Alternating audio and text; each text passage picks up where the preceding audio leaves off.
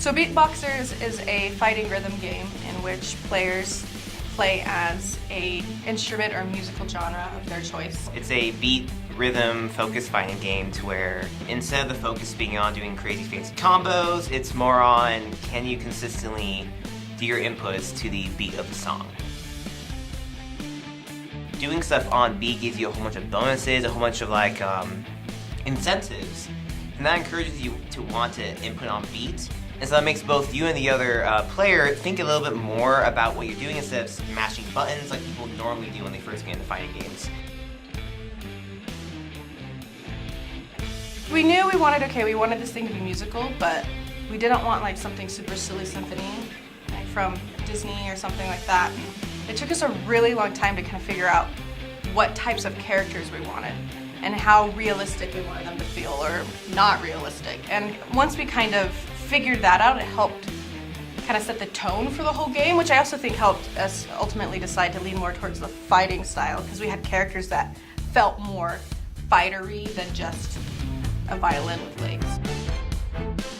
Maestra is our class, the scrolling shape language, the smooth edges, the very fluid quality, and we try to carry that aspect throughout her design.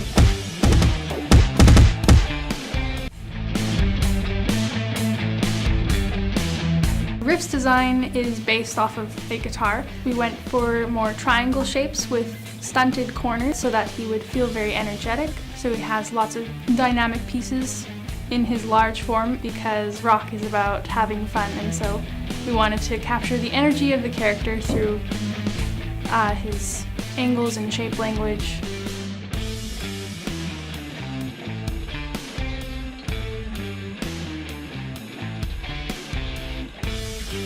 Yeah, so the beat was the hardest part because the first versions, you know, it's so exaggerated from anything else I've done a beat on.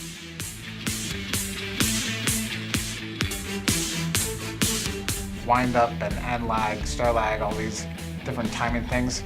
What makes a punch feel impactful and actually gives the user the feedback that they're looking for when they press the button.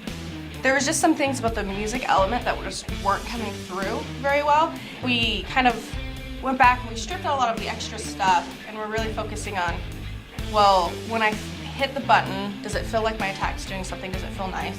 We ended up layering a bunch of different kicks and hits. The music would duck when the kick would hit a little bit, just to intensify the beat. It'll show you the arrows that you have to hit, but on like the bottom of it or wherever the notes are coming from, there'll be like an outline that says this is when you need to hit the thing because this means you're on beat with the music.